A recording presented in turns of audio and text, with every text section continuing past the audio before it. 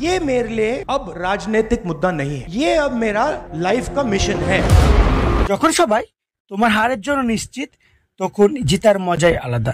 হ্যাঁ, আজকে আমরা সেই ব্যক্তির কথাই বলবো। আজকে আমরা বলবো রাহুল গান্ধীর ঘুরে দাঁড়ানোর কথা।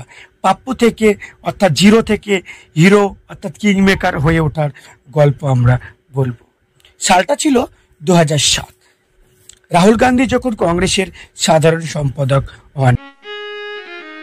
রাহুল গান্ধী তিনি অনেকবার অনেক রকম সমালোচনার সম্মুখীন হন।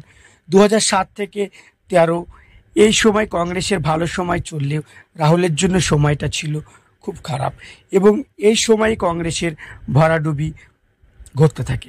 রাহুল গান্ধীর স্থির চিন্তা এবং দৃঢ় ভাবনার কারণে কংগ্রেসের অনেক নেতা এবং বিরোধীরা কংগ্রেসকে উপহাস করতে থাকে। खत्म, bye bye, tata, goodbye, गया। রাহুল গান্ধীকে নতুন নতুন নাম দিতে থাকে, কেউ পাপ্পু, কেউ মুন্না, কেউ শাহজাদা ইত্যাদি ইত্যাদি নামে তাকে ডাকতে থাকে। আস্তে আস্তে প্রেক্ষাপট পরিবর্তন হতে থাকে। আসে 2014 সাল। কংগ্রেসের ব্যাপকভাবে ভরাডুবি হয়। কংগ্রেস শুধুমাত্র 40 থেকে 42 আসনের মধ্যেই সীমিত হয়ে রয়ে যায়। কংগ্রেসের চরম ভরাডুবি শুরু হয়।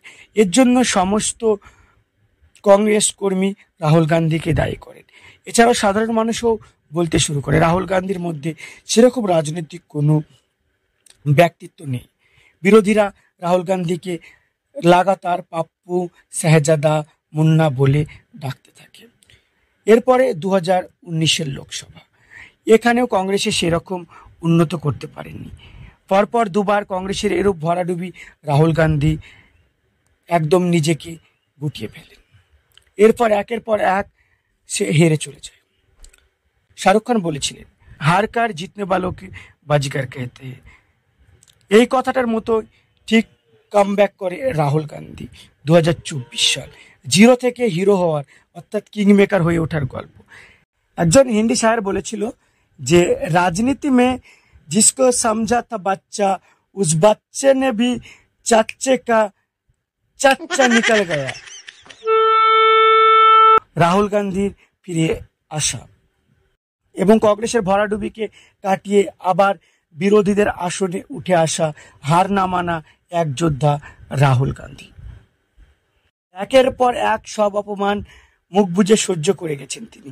লোকসভায় দাঁড়িয়ে বলেছিলেন, আপনারা আমাকে পাপ্পু, আমাকে শাহজাদা, আমাকে যা খুশি বলতে পারেন, কিন্তু আপনাদের এই কথায় আমি একটু রাগান্বিত হই না, বরং আমি আপনাদেরকে ভালোবাসি আর আমার ভালোবাসায় আপনাদেরকে কংগ্রেসে নিয়ে আসবে।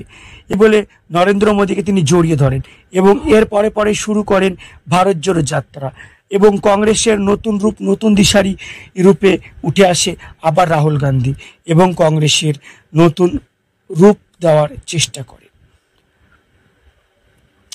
তো আজকে আমাদের ভিডিও রাহুল গান্ধীকে নিয়ে, শূন্য থেকে পাপ্পু থেকে পলিটিশিয়ান হয়ে ওঠার গল্প। আপনাদের এই গল্পটা কেমন লাগলো অবশ্যই কমেন্ট করে জানাতে ভুল করবেন না। ভুল ত্রুটি অবশ্যই মার্জনীয়।